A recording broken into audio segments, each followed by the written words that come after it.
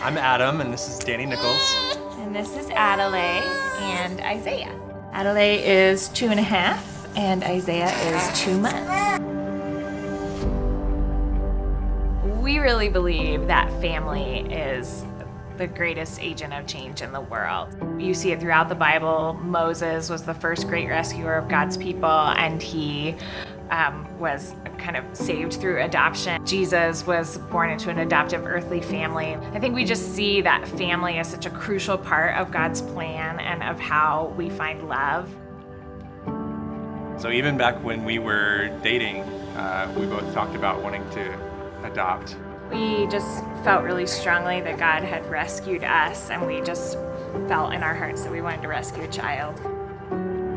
God has called us all to support adoption and to be involved in that in some way.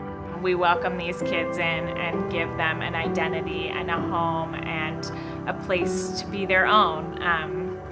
And that's not, it's not out of like charity or guilt. It's just about love. It's about that God's love is so big that everyone is welcome and the door is always open.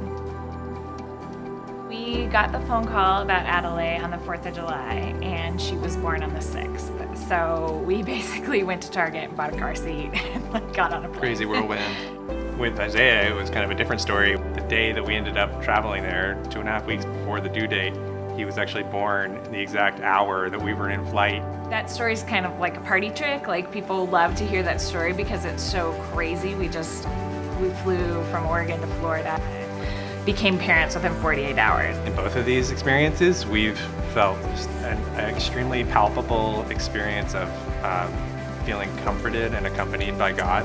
We didn't have to think really hard about whether or not we wanted to love her and bring her home. It was, they called, and within a couple of hours we were like, yep, we're in, and we would do it again in a heartbeat.